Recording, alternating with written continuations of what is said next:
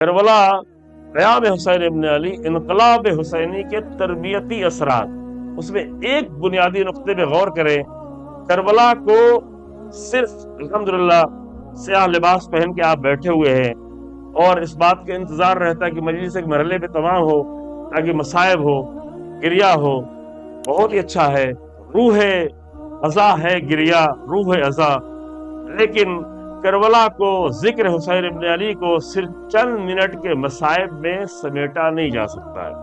وہ تربیتی نقطہ یہاں پہ عرض کرنا چاہتے ہیں۔ شہید مطہری رحمۃ اللہ علیہ نے اس مطلب کو بیان کیا ہوا ہے کہ کربلا کے دو سکے ہیں۔ کربلا ایک ایسا سکہ ہے جس کے دو پہلو ہیں، دو رخ ہیں۔ کربلا ایک ایسی کتاب ہے کہ جس کے دو صفحے ہیں، اس کا ایک صفحہ مصائب کا صفحہ ہے، لیکن اس کا ایک صفحہ کربلا کے فضائل اور اصولوں کا صفحہ ہے۔ اور ہماری مشکل یہ رہی، الحمدللہ یہاں پہ انشاءاللہ کچھ نہ کچھ بیان ہوتا رہا ہے، لیکن ہمارے بڑے پیمانے پہ یہ مشکل رہی ہے کم سے کم بر صغیر اور اردو زبان کی مجلسوں میں، کہ جہاں پہ ذاکر اور خطیب کچھ بھی پڑھ رہے ہوتے ہیں کہیں سے، کتاب سے تو کم اپنے سوچ کے نتیجے میں نقطے بنا کے پڑھے ہوتے ہیں، اور اسی میں عوام کو مزہ بھی آتا ہے، کیونکہ کتاب کی بات تو کتاب والی بات ہو جائے گی تو ہمارے جیسی تو نہیں رہے گی۔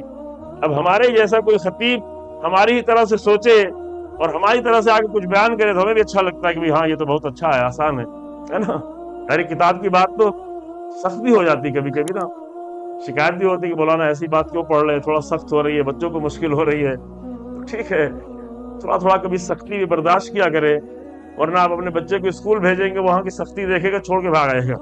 چلو ہمارا باپ تجارت کرتا ہے، ہم بھی کر لیں گے، پڑھنا وڑھنا کیا ہے۔ تو وہ سختی کی عادت جو آپ اسکولوں میں دیتے ہیں، تھوڑا یہاں بھی کریں، تاکہ ذہن تھوڑا آمادہ ہو ایسی باتوں کو سننے کے لیے جو آپ کو کسی گہرائی تک پہنچا سکے۔ تو اس نقطے کو جلدی سنیں بغیر کسی مقدمے کے، کہ کربلا کا ایک چیپٹر، ایک باب، ایک صفحہ، ایک رخ کربلا کا وہ مصائب ہے جس کو کتنا بھی گریہ کیا جائے اس کا حق ادا نہیں ہوتا ہے، اور صحیح معنوں میں ابھی اس کے لیے اہتمام بھی نہیں ہے۔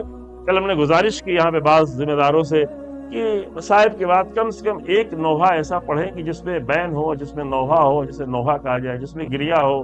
مومنین مصائب کے بعد رونا چاہتے ہیں تو وہ اہتمام کیا جائے، چونکہ رونے سے بڑھ کے اور کچھ نہیں، پورے ایام عزا میں رونے سے بڑھ کے عمل کے طور پہ اور کچھ نہیں ہے۔ ہاں، رونے کا مقصد کیا ہے وہ اس سے بھی زیادہ بڑا ہے، وہ آپ کے سامنے عرض کیا جائے گا، لیکن عمل کے طور پر سارے عزا کا جتنا بھی اہتمام ہے، تمام اہتمام میں رونے سے بڑھ کر کوئی بھی چیز عزا میں نہیں ہے۔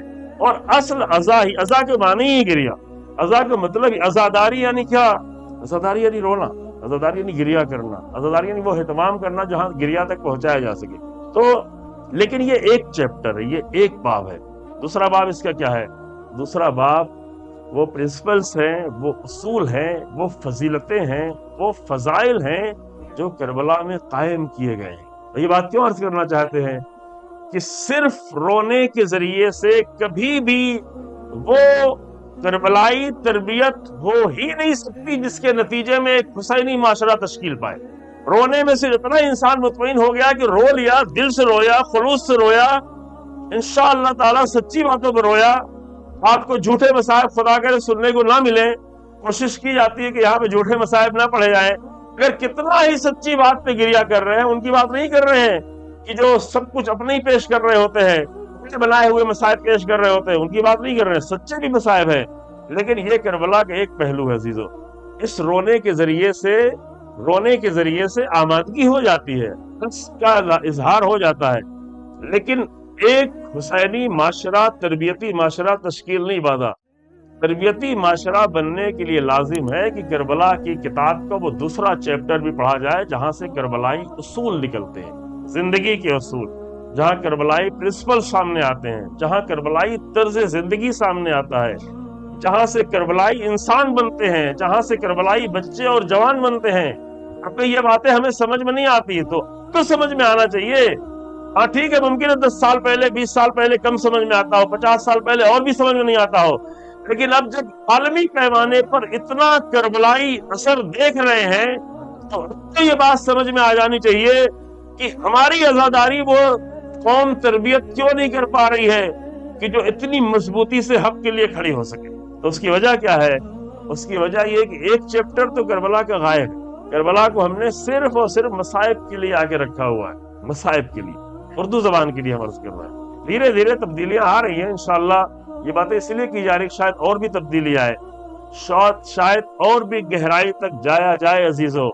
تو وہ ہے کیا؟ وہ ایک پورا موضوع ہے، لیکن میں خالی اشارے کے طور پہ عرض کرنا چاہتا ہوں کہ جب کربلا کے فضائل، کربلا کے اصول، کربلا کی زندگی، کربلا کا جمال جو جناب زینب کی نگاہ میں جمال ہے، جو کربلا کا حسن ہے. مصائب میں تو کوئی جمال نہیں ہے، مصیبتیں تو رونے کے لیے ہے، رلانے کے لیے ہے، اور جتنا بھی گریہ کیا جائے وہ کمی ہے. مولانا ابوالکلام آزاد کبھی کہہ گئے تھے، اتنا اہل سنت تھے لیکن کہ اتنا آنسو بہایا گیا حسین ابن علی کے نام پہ کہ اگر اس کو سب سمیٹ لیا جائے تو دریا بہہ نکلے، نہریں بہہ نکلے. تو ٹھیک ہے، اتنا بھی اگر آنسو بہایا گیا اس سے بھی حسین ابن علی سلام اللہ علیہ کا حق نہیں ادا ہوتا. لیکن وہ آنسو اتنا بہانے کے بعد بھی وہ جو کچھ بھی ہے وہ کربلا کے ایک ہی پہلو ہے، وہ دوسرا پہلو نہیں ہے. وہ پہلو ہے کیا؟ وہ پہلو وہ کردار نہیں ہے جو حسین ابن علی کردار. بہت غور سے یہ بات سن لیں، بات تمام کرتے ہیں. یہ جو مصائب کا جتنا پہلو ہے یہ امام کا کردار نہیں ہے.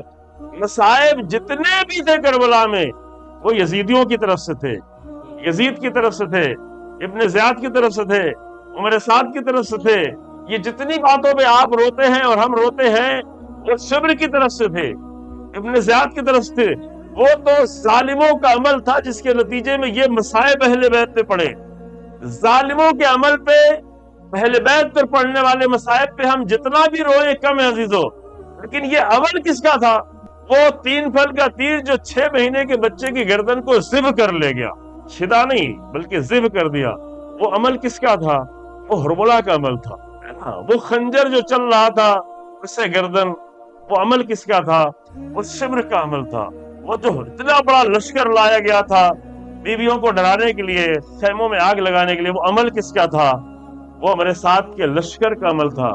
تو ان ظالموں کے عمل پہ حسین ابن علی اور ان کے اصحاب اور خاندان پہ جو مصیبتیں آئیں اس پر رونا بنیادی ایک مسئلہ ہے. لیکن یہ جتنا بھی کچھ ہو رہا ہے وہ ظالموں کے عمل کے نتیجے میں ہو رہا ہے. تو کیا ہم زندگی بھر صرف ظالموں کے عمل کو دیکھتے رہیں گے؟ وہ وقت کب آئے گا جب ہم علی اکبر کے عمل کو دیکھیں، جب حبیب نے مظاہر کے عمل کو دیکھیں، جب حر کے عمل کو دیکھیں، جب امام سید سجاد کے عمل کو دیکھیں. پورے شام و کوفہ کو ہم اسی نگاہ سے دیکھتے رہے کہ کون سی مصیبت آئی، کب کون سے کوڑے مارے گئے، پیاسا رکھا گیا، دربار میں لایا گیا، بازار میں لایا گیا. یہ تو ظالم کر رہے تھے. یہ کب دیکھا جائے گا کہ ان تمام حالات میں امام سید سجاد کی زبان پہ کیا جاری تھا، ان کے دل میں کیا گزر رہی تھی، ان کے ارادے کیا تھے، ان کی مضبوطی کیا تھی، ان کا صبر کیا تھا، ان کا عشق کیا تھا، ان کے اصول کیا تھے. ان سخت حالات میں اصولوں کی پابندی کتنی تھی. نارمل حالات میں تو ہم بھی اصولوں میں زندگی گزار لیتے ہیں، تھوڑی سی مصیبت آ جائے تو سارے اصول چھوڑ دیے جاتے ہیں. ابھی غم کا مسئلہ ہے بھائی، ابھی خوشی کا مسئلہ ہے. لیکن ان سخت ترین حالات میں ایک قدم پہ جا کے دیکھیں، کسی ایک قدم پہ اصولوں کو نہیں چھوڑا گیا. ان اصولوں کی وجہ سے وہ کربلا کی عظمت تیار ہوتی جس کے نتیجے میں کربلائی تربیت کے اثرات پیدا ہوتے. آپ یہ جتنا منظر ابھی دیکھ رہے ہیں مڈل ایسٹ میں، ایران میں، لبنان میں 3865 لوگوں کی شہادت ہوئی، 4 کی کل بھی شہادت ہوئی. اتنی شہادتیں دینے کے بعد مزید وہ ہزاروں شہادتیں اور دینے کے لیے تیار ہیں. تو یہ صرف رونے کی وجہ سے نہیں ہوا ہے بلکہ کربلا والوں کے کردار کو لیا ہے. یہ صرف شمر اور ابن زیاد کے کردار کو دیکھ کے یہ کردار نہیں بنتے، یہ کربلا میں اصحاب حسین ابن علی کے کردار کو دیکھ کے کردار بنتے. تو یہ چیپٹر ابھی بہت زیادہ پڑھنا عزیزو، ہم بھی اس کا کوئی حق نہیں ادا کر سکتے، لیکن شروع تو کیا جائے. وہ چیپٹر جس کے ذریعے سے قیام حسینی کے نتیجے میں کربلائی تربیت وجود میں آئے.